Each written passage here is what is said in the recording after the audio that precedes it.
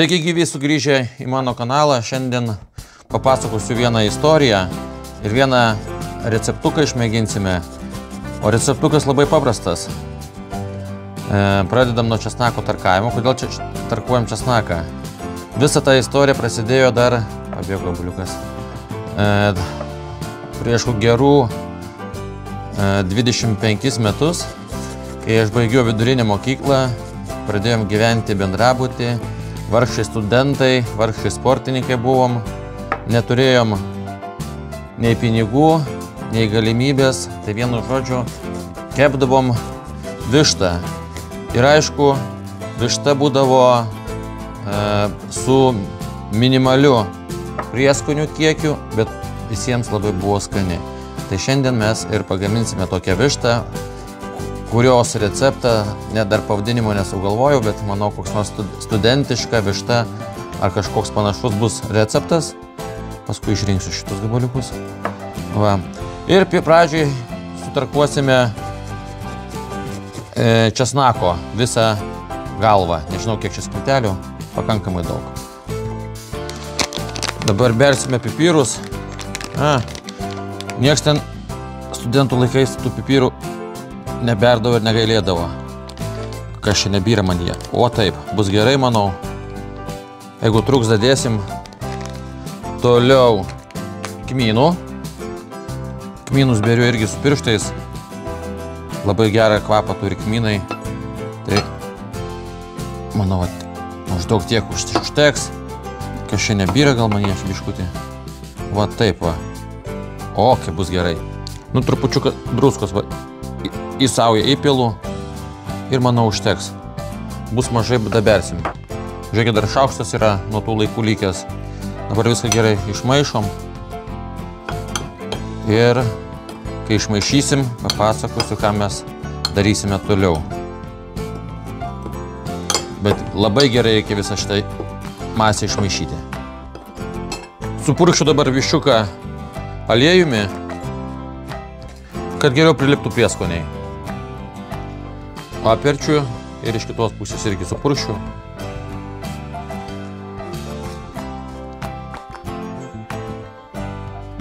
Nu ir dabar imu tą mišinuką paruoštą ir tiesiog vat rankom mes taip darydavom, imi ir masažuodavom mes tą vištą, va šitai prieskonį, kad priliptų.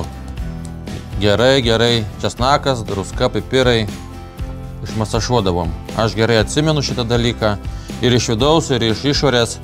Ir visą tą vištą išmasažuotą mes įdėdavom į šitą šaldytuvą parai.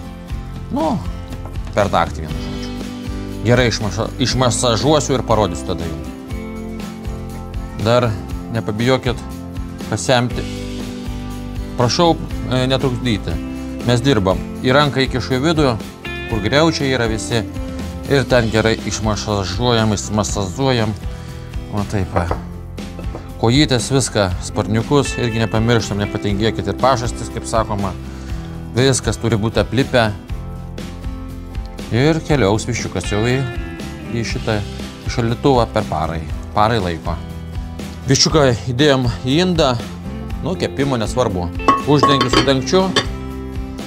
Ką dar norėjau pasakyti, kad šitas receptas puikiai tinka ir orkaitėms, nes tuo metu mes jokių grilių neturėjom, kepdavom tiesiog dujiniai orkaitai. Tai ką, atsisveikinu iki rytojaus, praeis 12 valandų, o su jumis pasimatysime po 3 sekundžių. Nusprendėm dar prie vištos įsikepti keletą bulvyčių. Koks lietuvis nemėgsta bulvių. Supjaustome išilgai bulves. Čia viskas vyksta labai taip atsargiai.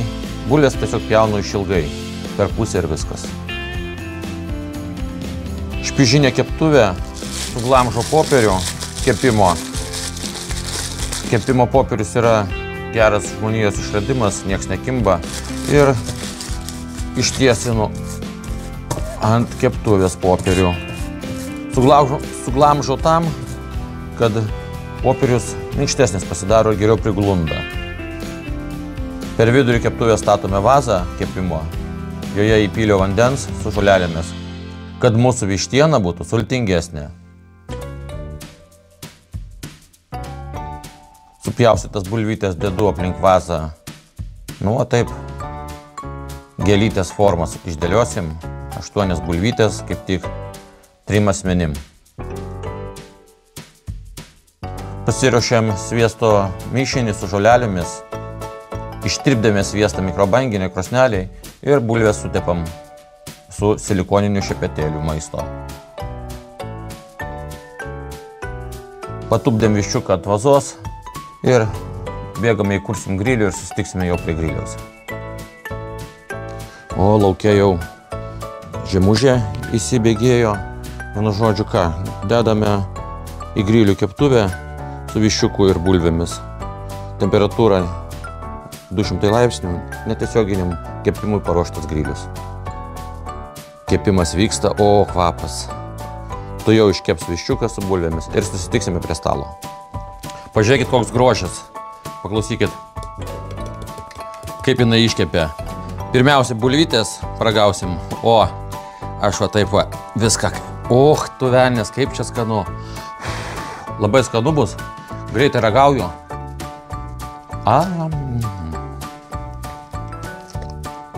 Pasakysiu taip, kad didžiausią klaidą padariau, kad per mažai iškepėm tų bulvių.